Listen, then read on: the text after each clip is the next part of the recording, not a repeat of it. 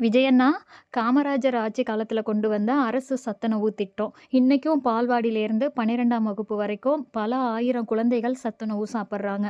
அன்னைக்கு ஐயா கொண்டு வரும்போது பொருளாதார நிலைமை சரியில்லாததுனால, அன்னைக்கு ரேஷன் அரிசி போட்டாங்க. அதுவே அமிர்தமா இருந்தது. ஆனா இந்த 50, 60 வருஷமா இன்னமும் அதே ரேஷன் அரிசி தானா. ஒவ்வொரு சோறும் அவ்ளோ பெருசா இருக்கு. அந்த ஸ்மெல்லு நல்லா இல்ல, கலர் நல்லா இல்ல.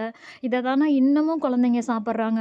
பால்வாடி குழந்தை 3 வயசு குழந்தையிலேருந்து 15 வயசு குழந்தை வரைக்கும் இத தானா சாப்பிடுறாங்க. இதே நிலைமை தானா இன்னும் தொடருது. நீங்க ஆட்சி ஏத்ததும் இந்த கல்வியாண்டுலேருந்து அந்த நிலைமைய மாத்துங்கண்ணா. இந்த 60 வருஷமா அதே சாம்பார் தான். டெய்லி அதே சாம்பார் தானா. எத்தனையோ சாப்பாடு இருக்கும்போது, குழந்தைங்க தலைவிதியேன்னு கிடைச்சத சாப்பிடுறாங்க. அது நல்லா இல்லாம நெறைய குழந்தைங்க கொண்டு போய் கொட்டிட்டு பட்னியா தானா இருக்காங்க. இத மாத்தி நல்ல தரமான, சத்தான சாப்பாடு குடுங்கண்ணா. ப்ளீஸ்ண்ணா இதுல கவனம் செலுத்துங்கண்ணா.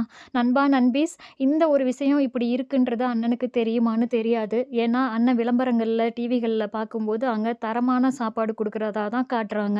நான் சொல்ற விஷயம் சரி அப்படின்னா, இந்த வீடியோ அண்ணனுக்கு போய் சேர்ற வரைக்கும் ஷேர் பண்ணுங்க, லைக் பண்ணுங்க.